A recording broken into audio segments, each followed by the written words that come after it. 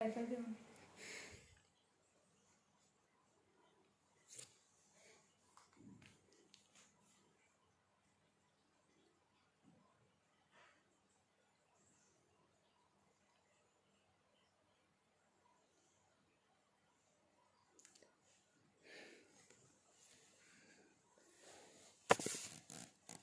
Reminder तो है ही नहीं इसमें।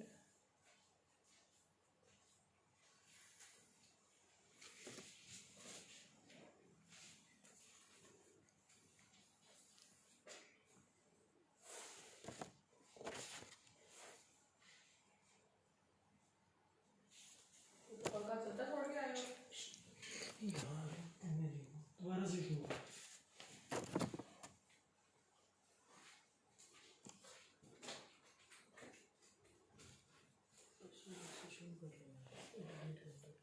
हेलो डॉक्टर सिमरन, गुड मॉर्निंग।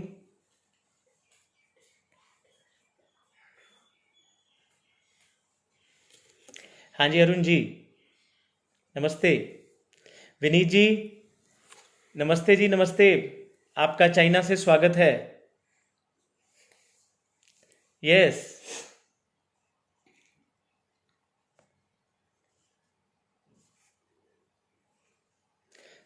वंदना जी, गुड आफ्टरनून।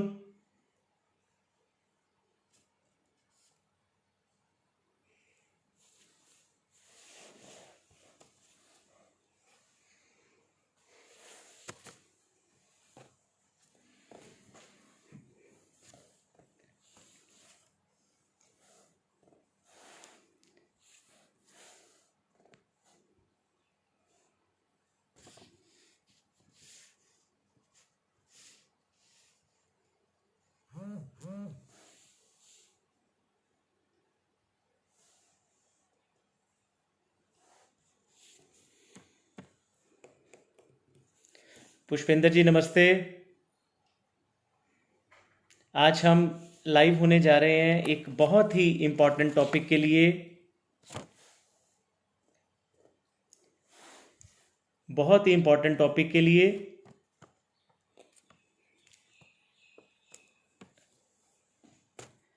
आयुर्वेदिक लाइफस्टाइल से हम सीजनल एलर्जीज एंड अस्थमा या जितने भी और इन्फेक्शंस होते हैं उनको हम किस तरीके से अपने आप को बचा भी सकते हैं और अगर तकलीफ आए तो उसको आगे भी ठीक कर सकते हैं। रुवेन जी, नमस्ते। न्यूजीलैंड से आपका स्वागत है।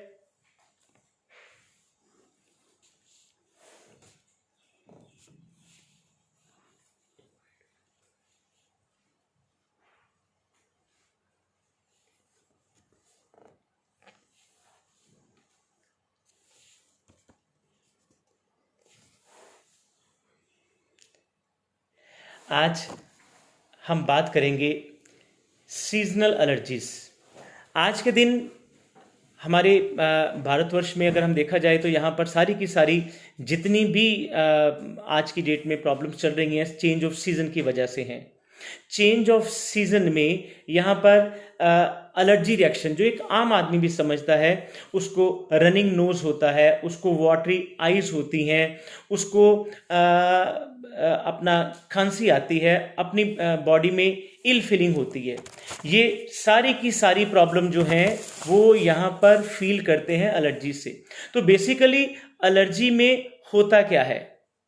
एलर्जी में हमारी बॉडी के कुछ ऐसे पार्टिकल्स हैं जो हमारी बॉडी के अगेंस्ट होते हैं।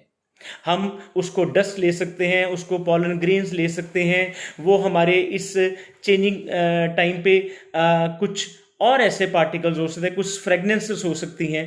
तो हमें ये जानना है कि ये एलर्जीज हमें परेशान करती क्यों हैं, हमें तंग करती क्यों हैं। तो आइए हम उसमें इन सब चीज़ों के साथ साथ उसके थोड़ा सा एक विश्लेषण करेंगे, थोड़ा सा उसके बारे में हम डिस्कस करेंगे।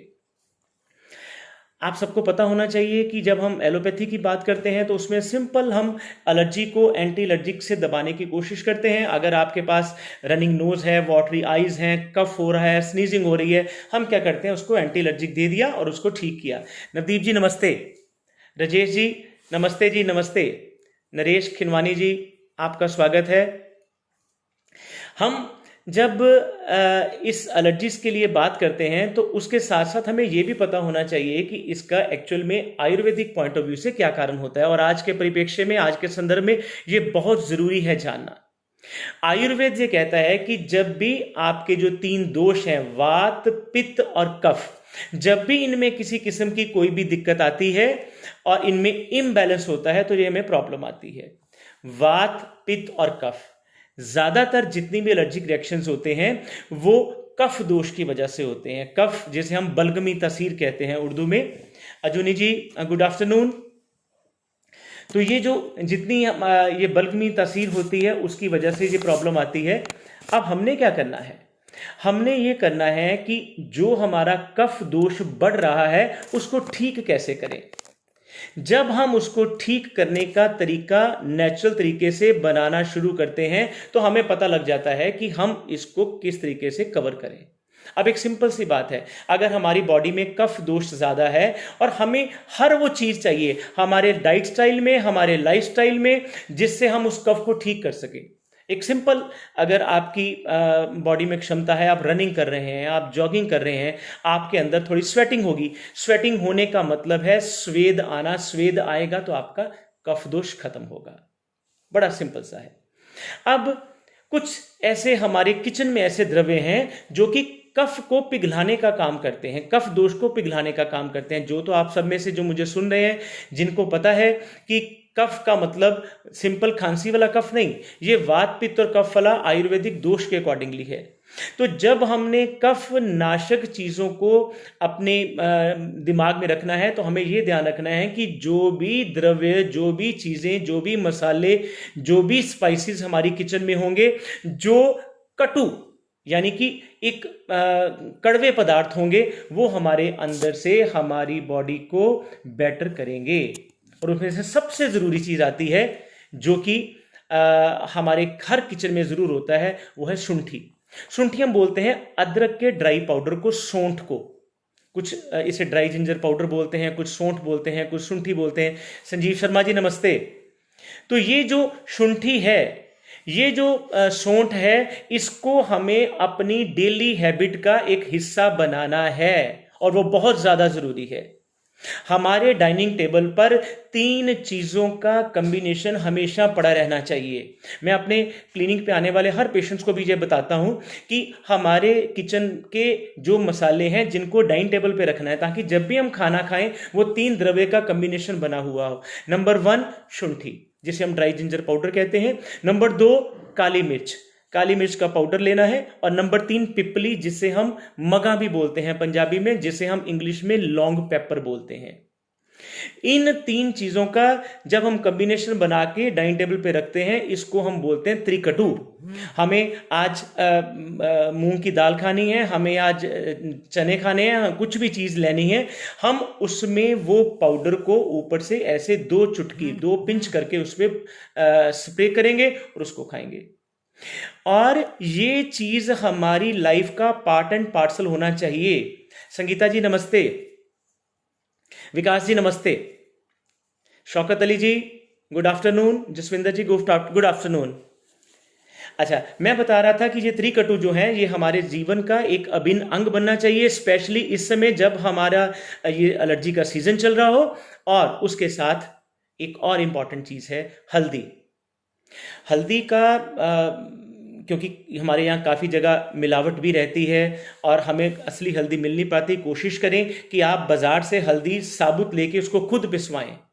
उस हल्दी को अगर हम दूध में डालकर पीते हैं तो वो एक बहुत ही इंपॉर्टेंट हमारे लिए एक इम्यूनिटी को बढ़ाने का काम करता है। उसको अपनी डेली लाइफ में रात के सोते समय हल्दी वाला दूध या सुबह के समय हल्दी वाला दूध ज़रूर लीजिए। आमतौर पर एक जो हल्दी हम घर में यूज करते हैं उसमें 7 to 12% तक कुरकुमीन होता है। कुछ एक्सट्रैक्ट फॉर्म में ये 70, 80, 90% तक भी अवेलेबल होता है, जो कि बहुत अच्छा होता है लेना। उसके साथ और एक और चीज़ जो मैं अभी बताना चाहता था, लास्ट ईयर लगभग काफ़ी जगह जाने का मौका मिला, ऑस्ट्रेलिया, न्यूजीलैंड में, और मेरे कुछ लिसनर्स भी हैं जो मेरे सामने इस समय सुन भी रहे हैं। वहाँ पर स्पेशली जैसे हम कैफ़े बार हैं जिसमें हम कैपुचिनो कैफ़े ले रहे हैं या लैटे ले रहे हैं, हमारे उसमें टर्मरिक लैटे हो रहा है, अवेलेबल हो रहा है। हल्दी को हम अपनी डेली रूटीन में ले रहे हैं। तो हम उस जो हल्दी को लेते हैं वो हमारी इम्यूनिटी को बढ़ाने के लिए बहुत ही ज़रूरी चीज़ होती है। हम उसको अपनी, क्योंकि हम इंडियंस ओरिजिन से हैं, उसको अपनी डाइट में तो लेते ही लेते हैं, लेकिन उसको ऐसा दूध में भी लेना चाहिए। आजकल इसे हम गोल्डन मिल्क या गोल्डन ड्रिंक के नाम से भी जाना जाता है। नम्रता जी नमस्ते। तो इसलिए हल्दी को हमें ज़रूर अपनी एक्स्ट्रा जो सब्जियों के अलावा भी होता है उसको ज़रूर रखना चाहिए। उसके साथ एक और चीज़ बहुत इंपॉर्टेंट आती है, वो है दालचीनी। दालचीनी भी हमें साबुत बाय करके अपने घर में उसको बारीक पीस कर उसको सब्जी के ऊपर, दाल के ऊपर डालकर लेना चाहिए। वो बहुत ज़रूरी इम्यूनिटी मॉड्यूलेटर है। मैं अक्सर अपने पेशेंट से भी ये बात शेयर करता हूं कि हम एक सपोज करो एक रास्ते से गुजर रहे हैं, हम एक मजबूत आदमी हमारे गाल पे तमाचा मारता, हम गिर जाते हैं। हम अगले दिन दोबारा उसी बाजार से गुजरना है और हमारे सामने 3 रास्ते हैं। पहला रास्ता है हम फिर उसी रास्ते से जाएं, अगला बंदा फिर हमें स्लैप करे, हम फिर गिर जाएं और फिर अपना रूटीन ऐसे रखें। दूसरा रास्ता है कि हम अपनी गली बदल लें, हम साथ वाले रास्ते से निकल जाएं ताकि हमें उस आदमी को फेस ना करना पड़े। और तीसरा रास्ता है हमारे हाथों में इतनी ताकत आ जाए कि हम उस बंदे का हाथ पकड़ सकें कि तेरी हिम्मत कैसे हुई हमें यहां पर पकड़ने की। और जो ये तीसरा रास्ता है ये आयुर्वेद का रास्ता है, जो आपके अंदर इतनी स्ट्रेंथ बढ़ता है फिजिकली, मेंटली, इमोशनली, स्पिरिचुअली, हर तरीके से, कि आपके अंदर इतना ताकत हो कि आप उस चीज के अगेंस्ट लड़ सकें। और वो जो किसी के अगेंस्ट लड़ना है, अपने अंदर ताकत पैदा करनी है, वो उन हर्ब्स ने देनी है जिसका जिक्र मैंने किया है। उसमें से त्रिकटु है, उसमें से दालचीनी है। एक और इंपॉर्टेंट पॉइंट जो हमारे घर में जिसे सदियों से पूजते आए हैं हम, हमारे एक कल्चर में, इंडियन कल्चर में ये पूजने की परंपरा का थोड़ा सा विकृतीकरण हो गया। हम तुलसी को पूजते हैं। तुलसी के इतने फायदे हैं कि ये हमारे अपर जो ईएनटी सिस्टम है, आई, ईयर, नोज, थ्रोट, उसके बाद चेस्ट, उसके बाद लिवर, स्प्लीन, किडनी, इंटेस्टाइन, इतने इसके बेतहाशा रिजल्ट्स हैं पॉजिटिव हमारी बॉडी के हर सिस्टम के ऊपर पॉजिटिव रिजल्ट देने के लिए, कि जिसको गिनना आज इस 10 मिनट के टॉक में पॉसिबल नहीं होगा। लेकिन हम उसको पूछते इसलिए, हम उसका धन्यवाद करते हैं जिस तरह हम गाय का धन्यवाद करते हैं। रेखा जी नमस्ते, मीरा जी नमस्ते, डॉक्टर सुशील जी नमस्ते, आपका बहुत बहुत धन्यवाद। तो हम उस चीज को, तुलसी को अपनी डेली रूटीन में शामिल करें।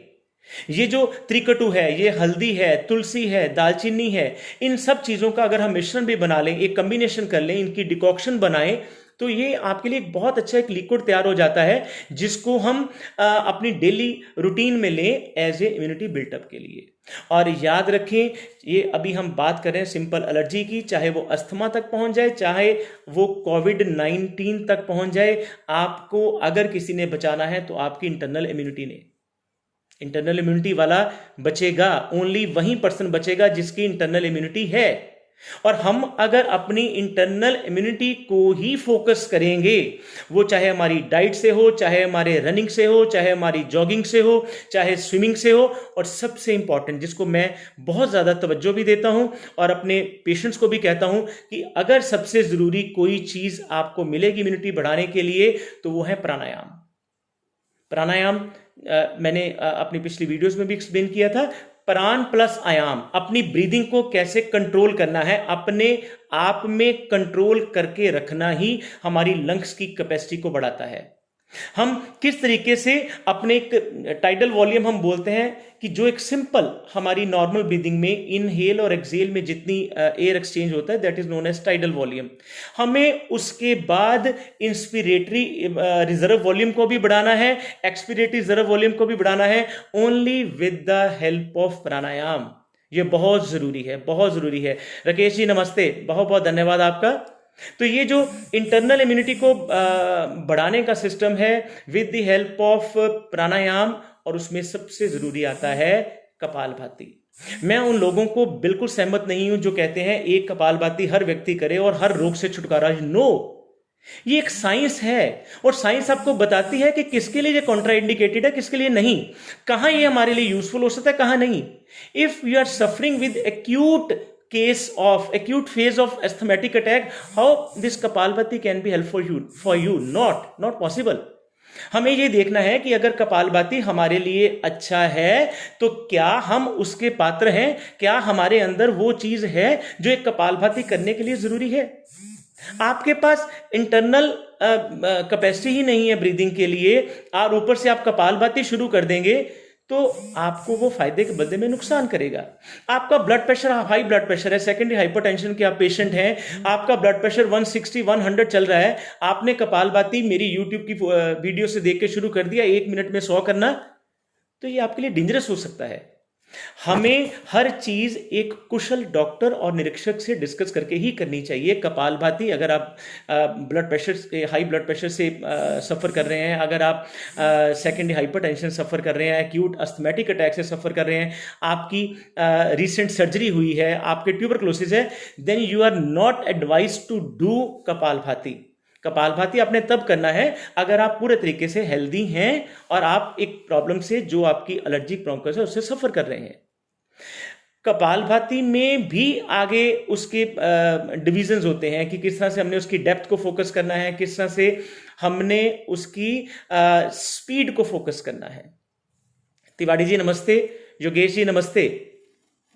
तो हमें प्रवीण जी आपका स्वागत है, रमेश जी आपका स्वागत है। तो हमें यह देखना है कि ये चीजें हमारे अंदर से किस तरीके से कपालभाति बेनिफिशियल हो सकता है। अगर आज आपकी 1 मिनट में करने की कैपेसिटी 15 बार है तो उसको अगले दिन में 60 नहीं करना है, ग्रेजुअली उसको इंक्रीज करना है अपनी लंग्स की कैपेसिटी को इंक्रीज करने के लिए। आप देखिए एक सिंपल सा फार्मूला, आपने आंतरिक कुंभक प्राणायाम करना है। अभी अगर आप मेरे साथ लाइव हैं, अपने मन के अंदर डीप ब्रीदिंग करिए और उसके बाद उसको होल्ड करिए। नाक चाहे ऐसे बंद करिए, चाहे हाथ दोनों ज्ञान मुद्रा में रख के बंद करिए। देखिए आप कितने सेकंड के लिए सांस रोक सकते हैं। अगर आप सांस रोकने का आपका 10 सेकंड से भी कम का टाइम पीरियड है, इसका मतलब है कि आपकी इम्यूनिटी काफी लो है। हमें उस इम्यूनिटी को बढ़ाने के लिए उसकी कैपेसिटी को इंक्रीज करना है विद द हेल्प ऑफ आंतरिक कुंभक प्राणायाम। आंतरिक मींस इनसाइड, कुंभक मीन होल्ड करना।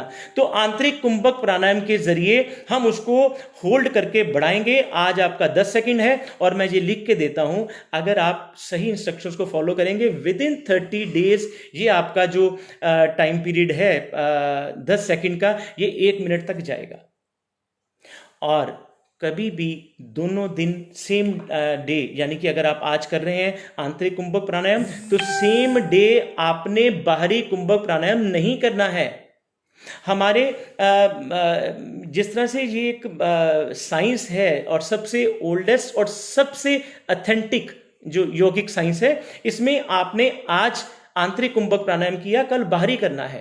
बाहरी का मतलब सांस को पूरा का पूरा बाहर निकाल के पेट को अंदर पूरा रखने के बाद आपने इसको मैक्सिमम होल्ड करना है। और एक चीज और पते की बताऊंगा आपको जो आमतौर पर आपको टेक्स्ट बुक पे नहीं मिलेगी, ये प्रैक्टिकल एक्सपीरियंस है। सांस को बाहर निकालने के बाद जब आप रोक के रखते हैं, ये टाइम पीरियड आपका हमेशा कम होता है एज कंपेयर टू आंतरिक कुंभक प्राणायाम के। तो इसलिए हमने दोनों को अलग अलग लेके चलना है।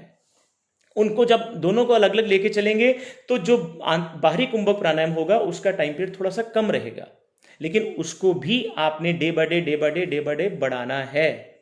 ये एक ऐसा फार्मूला है आंतरिक कुंभक और बाहरी कुंभक प्राणायाम का जो आपकी एलर्जी के लिए बहुत इंपॉर्टेंट है। पंकज जी नमस्ते, मनीष जी नमस्ते। ये बहुत जरूरी है आपके लिए कि आपने इसको किस तरीके से डेली रूटीन में शामिल करना है। और कभी भी आंतरिक बाहरी कुंभक प्राणायाम को और कपालभाति को खाली पेट ही करना है, भरे पेट नहीं करना है, दोपहर को नहीं करना है, शाम को नहीं करना है। और सबसे ज़रूरी जो इसके बाद में करना है दैट इज़ नोन एज नाड़ी शोधन प्राणायाम, जिसमें मैंने आपको पहले भी एक सा जिक्र कर चुका हूँ, हर बार बताता हूँ कि एलर्जी के लिए, स्पेशली एलर्जीज के लिए, अस्थमेटिक के लिए, अस्थमा और एलर्जी में थोड़ा सा फर्क ये होता है, अस्थमा में हमारा जो वीज का साउंड है, सीटी की आवाज़ हमारे से निकलनी शुरू होती है, हमारी जो रेस्पिरेटरी पाइप्स हैं वो काफ़ी ज़्यादा कंस्ट्रिक्शन हो जाती हैं, हम पूरे तरीके से सांस को नहीं ले पाते हैं, उनके लिए भी ये प्राणायाम उपयोगी हैं। उनके साथ भी आपने सांस को बाहर करते होल्ड भरते के बाद होल्ड करना है, फिर निकालना है। अब ये बहुत एक गहरी साइंस है। आपको अगर आप हठ योग प्रदीपिका पढ़ेंगे, अगर आप घिरंड संहिता पढ़ेंगे, वहां पे आपको मिलेगा कि नाड़ी शोधन प्राणायाम का ये कौन सा बेस्ट तरीका है जो एलर्जी के लिए बेनिफिशियल हो। निकिता जी वेलकम, राजेश बजाज जी आपका बहुत बहुत स्वागत है, इंद्रपाल जी डॉक्टर साहब बहुत बहुत स्वागत है आपका, प्रेम किशन जी आपका स्वागत है। तो ये जो नाड़ी शोधन प्राणायाम है वो हमारे साथ बहुत ज़्यादा ज़रूरी है। वो क्या है, दोनों राइट हैंड साइड की, ये देखिए फर्स्ट 2 फिंगर्स को इस तरह से फोल्ड करना है कि उसके आपको नेल्स खुद को भी नजर ना आए। एक तरफ मेरा अंगूठा है, एक तरफ मेरी लास्ट की 2 उंगलियां हैं, इनको मैं हल्का सा ऐसे रखूंगा और ये देखिए बिल्कुल लाइट सा डिस्टेंस इसमें रखूंगा अपने नोज से, और राइट हैंड साइड से मैं सांस भर रहा हूं। अब जितना सांस मैंने भरा है कोशिश करें कि ज्यादा से ज्यादा सांस को होल्ड करें। जब आपने सांस को होल्ड कर लिया तो दूसरी साइड से सांस को बाहर निकालें, और जब सांस बाहर निकालना है, ये एक बहुत इंपॉर्टेंट पॉइंट है, मैं 2 बार रिपीट करूंगा, your expiration time should be larger than inspiration time. आपका एक्सेल का टाइम पीरियड आपके इनहेल के टाइम पीरियड से ज्यादा होना चाहिए। दिनेश जी बहुत अच्छा है कि आप इसको बहुत देर से कर लें। दिनेश जी हमारे मित्र हैं और योग को बहुत अच्छे तरीके से फॉलो करते हैं। राहुल जी आपका स्वागत है, एकम आपका स्वागत है, विपिन जी आपका स्वागत है। अब इन सब चीज़ों के साथ जैसे कि मैं बता रहा था कि किस तरह से हम इन हर्ब्स को, इस प्राणायाम को, और प्राणायाम के लिए 1 मिनट के लिए मेरे कुछ न्यू व्यूअर्स हैं वो पूछ रहे हैं कि इसको एक बार रिपीट कर दीजिए। हमने जब सांस को राइट साइड से इनहेल किया और लेफ्ट से छोड़ा, इसके बीच में 2 बातों का ध्यान रखना है। हमारा एक्सेल का टाइम पीरियड ज्यादा होना चाहिए हमारा इनहेल के टाइम पीरियड से, और जितना हम सांस को रोक के रखेंगे उतना ये ज्यादा अच्छा होगा। इसके साथ एलर्जीज के लिए बहुत जरूरी है हमें अपने खान पान के बारे में भी ध्यान रखना। ठंडी चीजों को जितना ज्यादा त्याग करेंगे उतना ज्यादा अच्छा होगा। वहीं आयुर्वेदिक साइंस का प्रिंसिपल कि वो जो ठंडी चीज होगी वो हमारे कफ दोष को बढ़ाएगी और कफ को हमने खत्म करना है। देर रात तक जागना हमारे कफ दोष को बहुत ज्यादा बढ़ाता है, तो हमें देर रात तक जागना नहीं है अगर आप एलर्जी और अस्थमा से पीड़ित हैं। अगर आप एलर्जी और अस्थमा से पीड़ित हैं तो आपको देर रात तक जागना भी नहीं है और दिन में भी बहुत ज्यादा देर नहीं सोना है। एक और चीज जो दवाई नहीं है, जो रसायन है, जिसे हम त्रिफला बोलते हैं, जिसमें 3 फल होते हैं, उसमें हरीत की, आमल की और विवितक, जिसे हम पंजाबी में हरड़, बहेड़ा और आंवला बोलते हैं। इनका कॉम्बिनेशन लीजिए। कुछ लोग इसको समझते हैं कि ये सिर्फ पेट को साफ रखने के लिए ही यूज होता है। नहीं, ऐसा नहीं है। ये रूटीन में हम इसको डेली रूटीन में गर्म ल्यूकवार्म वाटर से रात को सोते समय लें, हमारी पाचन शक्ति भी ठीक होगी। और जो लोग आयुर्वेद के छोटे से बेसिक प्रिंसिपल को समझते हैं उन्हें याद होना चाहिए, उनको ये रखना चाहिए कि अगर हम एलर्जी और अस्थमा से लड़ रहे हैं तो जो पहली चीज हमारी ठीक होनी चाहिए वो है हमारी अग्नि। जितनी हमारी अग्नि, जितनी हमारी डाइजेस्टिव फायर ज्यादा अच्छी होगी उतना हमारे लिए ज्यादा बेटर होगा। और अग्नि को ठीक करने के लिए हमारे शरीर का दीपन और पाचन होना चाहिए। दीपन और पाचन का मतलब होता है हम वो खाने पीने के पदार्थ लें जो पचने में हल्के हों। हम हरी सब्जी ले सकते हैं घिया की, हम टिंडे ले सकते हैं, हम तुरई ले सकते हैं, हम लौकी ले सकते हैं। ये सब चीज़ें हमारे लिए दीपन पाचन का काम कर सकती हैं। एक सिंपल सा सस्ता सा फार्मूला बाजार में मिलता है हर शॉप पे, चित्रक हरित की, जिसमें चित्रक और हरित की का कॉम्बिनेशन होता है। ये दीपन पाचन का काम करता है। दीपन पाचन, कुछ लोग कह रहे हैं कि ये ज़्यादा आयुर्वेदिक टर्म्स हो जाती हैं। हमारी बॉडी में ये जो डाइजेस्टिव फायर को इंक्रीज करने के लिए इन चीज़ों की बहुत ज़्यादा ज़रूरत है। एक सबसे इंपॉर्टेंट पॉइंट, ये सब चीज़ें मैं बता रहा हूँ क्या खाना चाहिए लेकिन क्या नहीं खाना चाहिए। हमें ठंडी चीज़ें बिल्कुल नहीं लेनी चाहिए। ठंडी चीज़ें बिल्कुल नहीं लेनी चाहिए। फर्मेंटेड फूड नहीं लेना चाहिए। जितना जंक फूड है उसको त्याग करो। हमें कोई पिज़्ज़ा, बर्गर, मोमोज नहीं लेने हैं। हमें समोसे नहीं लेने हैं। हमें कचौड़ी नहीं खानी है। हमें, अमित जी आपका स्वागत है बहुत बहुत। धीमान जी आपका स्वागत है यहाँ पर इस लाइव सेशन में। हमें अपने डाइजेस्टिव फायर को इंक्रीज करने के लिए दही को नहीं लेना है। एलर्जीज के लिए दही को नहीं लेना है। और एक और इंपॉर्टेंट पॉइंट जो आज सारा का सारा वेस्ट इसको अपना रहा है वो है पंचकर्म। पंचकर्म में और कुछ भी ना कर सके, सिंपल आप नस्य ट्रीटमेंट को अपने घर पे करिए। नस्य ट्रीटमेंट का मतलब है अपने फेस पर अच्छे तरीके से ऑयलिफिकेशन करके उसके ऊपर बाद स्टीम लीजिए और दो दो से बूंदों से शुरू होकर दोनों नॉस्ट्रिल्स में अनु तेल का नस्य लीजिए। बड़ी सिंपल सी मेडिसिन है, हर केमी शॉप से आपको मिलेगी, आयुर्वेदिक केमी शॉप से। और दो दो बूंदों से शुरू करिए अनु तेल। ये आपके अंदर एक इम्यूनिटी को एनहांस करने का काम करेगा। अभी तक मैं जितना भी आपको मैंने बताया है ये सारा का सारा इम्यूनिटी सिस्टम के ऊपर है। इसमें अगर हम थोड़ा सा 1 मिनट के लिए ब्रीफिंग और करना चाहूँगा, अगर हम बात करें इम्यूनिटी के लिए और कफ दोष को खत्म करने के लिए, तो कुछ की एलर्जी जो होती है वो वात दोष वाली भी होती है और कुछ के लिए पित्त दोष वाली भी होती है। वो क्या, हल्का सा उसके साइन सिम्टम होते हैं। अगर आपकी एलर्जीज में जो मैंने पहले बताया, कफ है, नोज है, वाटरी आईज हो रही हैं, लेकिन उसके साथ अगर बर्निंग सेंसेशन भी हो रही है तो इट मीन्स कि हमारा पित्त दोष भी बढ़ रहा है। उसके लिए सबसे ज़रूरी चीज़ है कोकोनट वाटर एंड गिलोय। गिलोय एक ऐसा प्लांट है, उसको जैसे कि हम लोग उस वैदिक सनातन परंपरा के अंडर डेली अपने घरों में, जैसे मैं भी खुद हवन करता हूँ, तो मेरी आपसे भी ये निवेदन है कि ये जो गिलोय है इसका सेवन चाहे आप हवन के अंदर डाल के करिए, चाहे आप उसका काढ़ा बना के करिए, चाहे आप उसको पाउडर बना फॉर्म में लीजिए। गिलोय आपके अंदर एक किचन की एक डाइनिंग टेबल के ऊपर एक एसेंशियल चीज़ होनी चाहिए। राधिका जी आपका स्वागत है यहाँ पर हमारे लाइव टेलीकास्ट में। हमारे कुछ फ्रेंड्स पूछ रहे हैं कि उनको नींद ना आने की भी प्रॉब्लम रहती है। देखिए आज का टॉपिक जो है वो हमारा एलर्जीज के ऊपर है। अगर आपका नींद ना आने का कारण एलर्जीज हैं तो उसके लिए सिंपल एक चीज़ के ऊपर फोकस करिए कि आपके लिए जो मैं अभी बता के हटाऊं नस्य, इसका दिन प्रतिदिन रोज सुबह 2-2 बूंदे से शुरू करिए। और आपकी एज के हिसाब से आप मुझसे पर्सनल डिस्कस भी कर सकते हैं। 4 बूंदे दोनों नॉस्ट्रिल्स में भी डालिए, ये बहुत ज़रूरी होता है।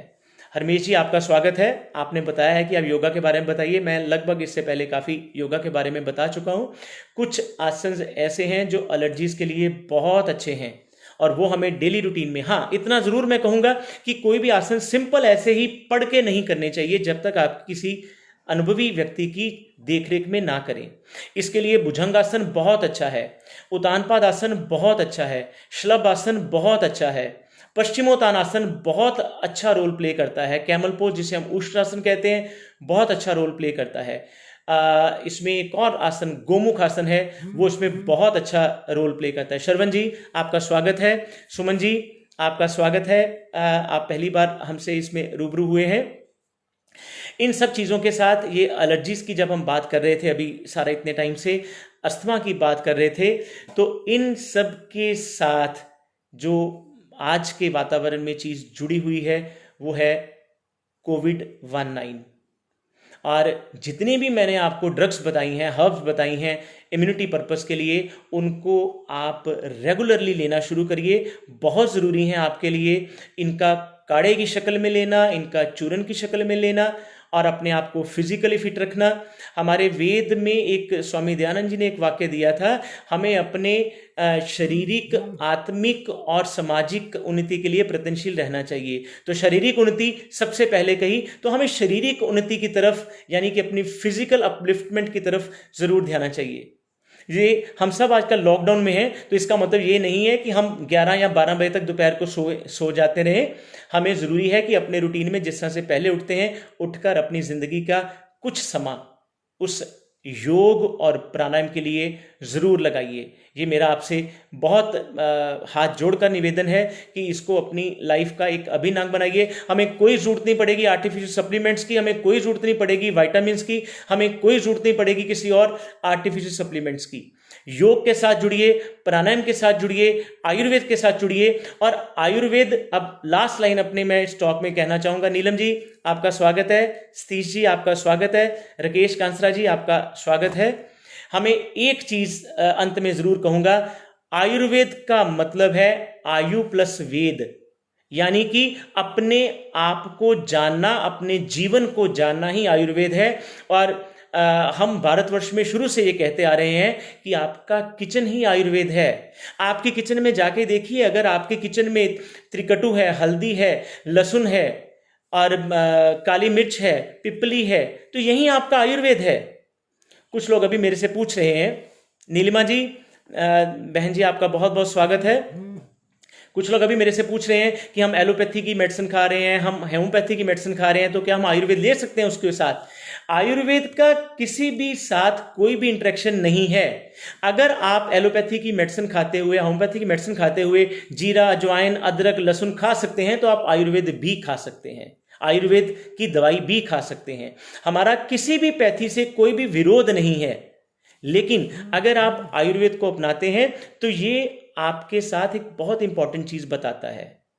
वो है एक चीज, वो है अपने आप को स्वस्थ रखना। जो अगर आप स्वस्थ हैं और अगर आप अस्वस्थ होते हैं तो उसको आयुर्वेद के माध्यम से ठीक रखना। ये एक आयुर्वेद का स्लोगन कह लीजिए, उसका एक ध्येय कह लीजिए, हमें उसको ध्यान में रखना है। शशि जी आपका जर्मनी से हैं, आपका स्वागत है, आप हमारे साथ जुड़े हैं।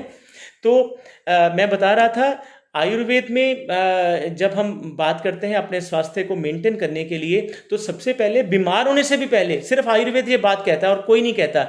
अगर आप बीमार नहीं हैं, अगर आप स्वस्थ हैं, तो स्वस्थ को स्वस्थ रखने के लिए भी आयुर्वेद आपका लिए जरूरी है। स्वस्थस्य स्वस्थ रक्षणम, यानी कि स्वस्थ आदमी के स्वास्थ्य का रक्षण करना, और आतुरस्य विकार प्रशमनम च, यानी कि जो बीमार है उसके रोगी का उपचार करना, यही आयुर्वेद है। आइए हम सब उसी किचन के माध्यम से चलते हुए, उस लहसुन और उस हल्दी और उस त्रिकटु और उस शुंठी के रास्ते पर चलते हुए अपने आप को निरोग बनाएं, अपने आप को इस तरीके से ठीक रख सकें। हमें अपने आप को निरोगी रखना है, शारीरिक तौर से भी और मानसिक तौर से भी। आप सबका बहुत बहुत स्वागत है। आप सबने बहुत अच्छे साथ, गौरव जी आपका स्वागत है, हमारे साथ जुड़े। तो बहुत अच्छी लाइन लिख रहे हैं राहुल जी कि life is not merely to be alive but to be well. Thank you with so nice quotations. आप सबका बहुत बहुत स्वागत है। हम दोबारा फिर मिलेंगे। धन्यवाद।